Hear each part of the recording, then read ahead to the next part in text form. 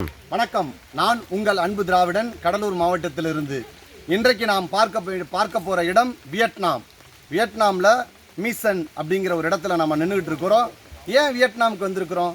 மீசம் நகரத்தில் அப்படி என்ன தான் இருக்குது மீசன் அப்படிங்கிற ஒரு நகரத்தில் அப்படின்றதை பற்றி பார்க்கறதுக்காக நம்ம வந்திருக்கிறோம். தமிழ்நாட்டிலிருந்து கிளம்பி வந்த பாண்டிய மன்னர்கள் இந்த வியட்நாமை ஆண்டிருக்கிறார்கள். சாம் என்கிற பேரரசை உருவாக்கி இருக்கிறார்கள். அவர்கள் உருவாக்கிய அந்த கட்டடக்கலைகளை தான் நம்ம இப்போது பார்க்க வந்திருக்கிறோம். இங்கே பார்த்தீங்கன்னா தமிழர்கள் வாழ்ந்திருக்கிறார்கள் என்பதற்கு ஆதாரம்னா நம்ம ஊரில் இருக்கக்கூடிய சிவன் சிலை, நம்ம ஊரில் இருக்கக்கூடிய விநாயகர் சிலை, நம்ம ஊரில் இருக்கக்கூடிய முருகன் சிலை எல்லாம் இங்கே இருக்கிறது. தமிழர்கள் வசித்ததற்கான அனைத்து அடையாளங்களும் இருக்குது. இங்கே இருக்கக்கூடிய அந்த சுட்ட செங்கல்லாம் பார்த்தீங்கன்னா அந்த மாதிரி இருக்குது. வேலைப்பாடுகளை பார்த்தீங்கன்னாலும் இருக்குது. தமிழர்கள் வாழ்ந்த அத்தனை இடங்கள் இருக்குது. இந்த மியூசியம், ஜாம் மியூசியம் போய் பார்த்தோம்னா அங்கே நம்மளுடைய கோவில்கள், நம் முன்னோர்கள் பயன்படுத்திய பொருட்கள் எல்லாத்தையும் அங்கே வச்சிருக்கிறாங்க. இங்கே எல்லா இடங்களும் சுற்றி பார்க்குற பொழுது தமிழர்கள் இந்த மண்ணை ஆண்டு இருக்கிறார்கள், இந்த நாட்டை ஆண்டு இருக்கிறார்கள், வியட்நாமை ஆண்டு இருக்கிறார்கள் என்பது தெரியுது, நல்லாவே தெரியுது. வியட்நாம்லேயே ஒரு பேரரசை உருவாக்கி இருக்கிறார்கள், சாம் அப்படின்னு.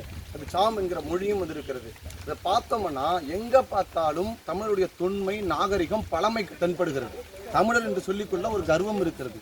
தமிழராக நாம் இருக்கிறோம், கட்டிடக்கலைகளுக்கு சொந்தக்காரனாக இருக்கிறோம்.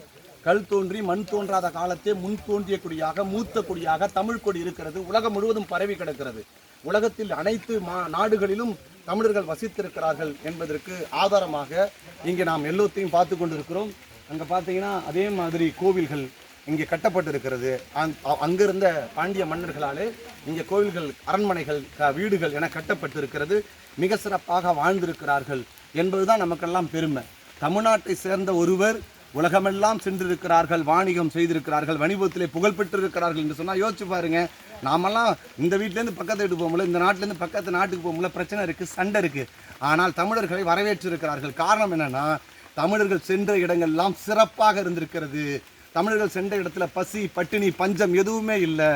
எல்லாமே சுபட்சமாக அமைந்திருக்கிறது. மகிழ்ச்சியாக இருந்திருக்கிறார்கள்.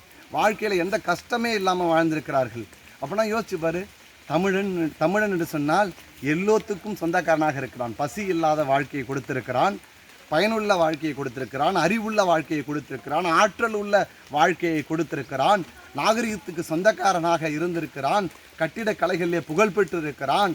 அவன் பயன்படுத்திய பொருட்கள்லாம் பாருங்க, இசை, இயல், நாட்டியம் என்று அனைத்து துறைகளிலும் கொடிகட்டி பறக்கக்கூடியவனாக தமிழன் வாழ்ந்திருக்கிறான். கடல் கடந்து வாணிபம் செய்தவனாக, உலக புகழ் பெற்றவனாக தமிழர்கள் வாழ்ந்திருக்கிறார்கள் என்பதை பெருமையாக சொல்ல முடிகிறது.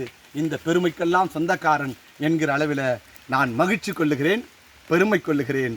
நன்றி, வணக்கம். வேறொரு காணொளியில் சந்திப்போம். கட் பண்ண